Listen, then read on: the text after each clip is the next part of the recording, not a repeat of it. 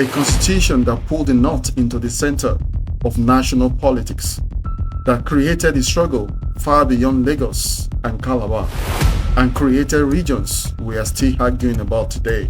This was the moment everything shifted. This is the Richard's Constitution.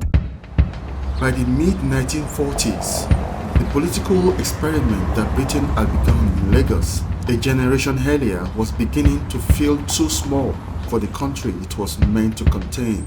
For nearly 25 years, Nigeria's public life had been squeezed into the narrow frame of the Clifford Constitution. 4 elected seats, a handful of voters, debate that rarely traveled beyond the polite streets of Lagos Island. It was a politics of elites and newspapers, of petitions and speeches, not of crowds and consequences. But the Nigeria that emerged from the Second World War was not the Nigeria Clifford had known. Something deeper and louder had taken root.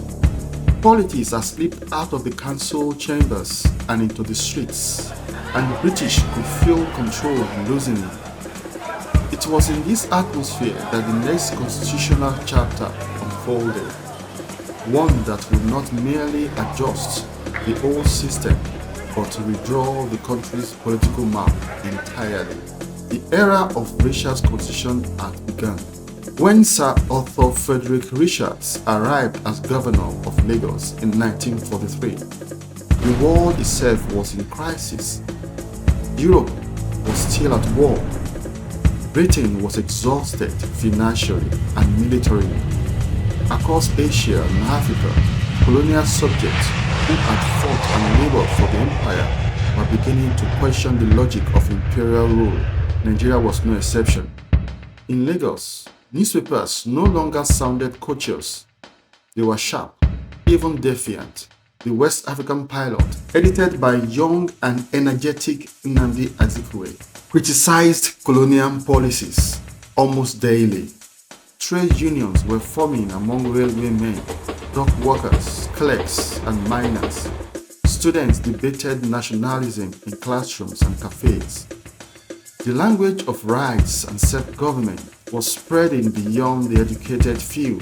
Then came the event that convinced the colonial government that the old order would not survive.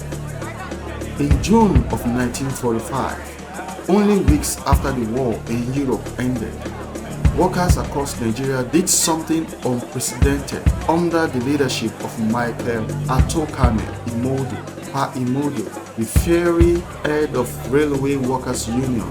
They shut down the colony. The railways stopped running. Ports fell silent. Coal mines in Enugu halted production. Civil servants walked out. Goods that fed Britain's industries, cocoa, palm oil, granite, tin, could not move. For weeks, the machinery of colonial extraction simply froze. For the first time, the British administration saw clearly that ordinary Nigerians, not only educated elites, could cripple the system. The lesson was sobering. A colony that could organize like this could not be governed indefinitely by token representation. Reform was no longer a favor, it was a necessity. If Clifford had centralized politics in Lagos, Richard would decentralize it. If earlier reforms had been narrow, his would be territorial. He would build Nigeria around regions. The Richard's Constitution, with proposals accelerated by the 1945 strike, formally presented to the Legislative Council in March 1946, approved in London later that year, and brought into effect on January 1, 1947, operated until 1951. In those 5 short years, it altered the country's political structure more dramatically than anything that had come before. For the first time, Nigeria was officially divided into 3 administrative and political blocks. The northern region, with its headquarters in Kaduna, the western region, governed from Ibadan, and eastern region, administered from Enugu. These were not mere bureaucratic zones. They became political hubs, arenas where local leaders could rise and where regional identities hardened into organized power. This change alone transformed the character of Nigerian politics.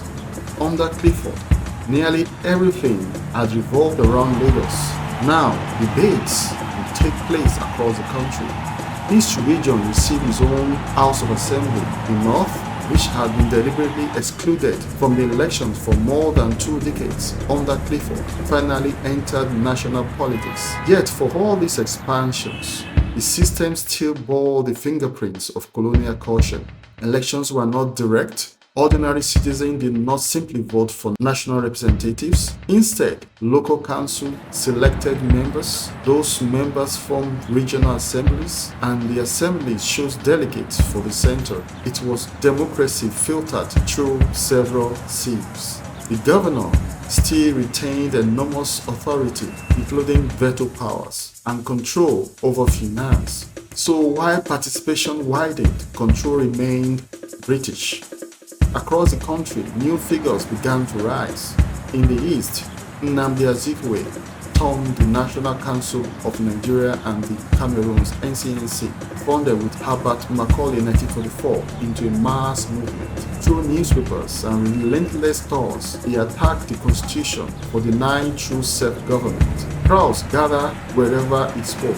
To many young Nigerians, he embodied modern nationalism. In the West, a thoughtful lawyer named Obafemi Awolowo was building networks through cultural and political associations like Egbe Omo Oduduwa. The regional framework gave him something invaluable, a Western base from which to organize Yoruba political strength. Without Risha's regional design, Awolowo might never have formed such a clear platform. In the North, a different kind of leadership emerged. Men like Ahmadu Bello and Abubakar Tafawa Balewa, products of the Emirate aristocracy and colonial education, began shaping northern interests within the new assemblies. Their politics was cautious, conservative, protective of tradition, a sharp contrast to southern radicalism. From these beginnings would later grow the Northern People's Congress, NPC. Yet resentment simmered. Many Nigerians objected that Richard had drafted the constitution with minimal consultation. It felt imposed from above, another British design. In 1947, the NCNC organized protests and tours across the country, demanding fuller self-government. Nationalism was no longer a elite argument. It had become popular emotion. The pressure never stopped. As had happened with Clifford before, the Richards system quickly outlived itself. In 1951, it was replaced by the Macpherson Constitution. But the Richards era left marks that could not be erased. It had brought the North into national debate. It had nurtured the generation that would lead Nigeria to independence. And it had entrenched regionalism so deeply that Nigerian politics would forever balance unity against division. If Clifford taught Nigerians how to vote, Richards taught them how to organize across space and identity.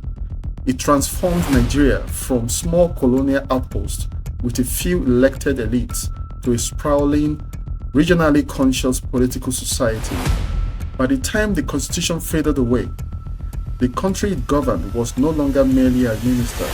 It was awake. If you like this edition and you would like to see more important historical accounts from Nigeria, please subscribe, like, comment, and share. And if there are specific episodes you would like to see in this series, please let us know in the comment section. Thank you.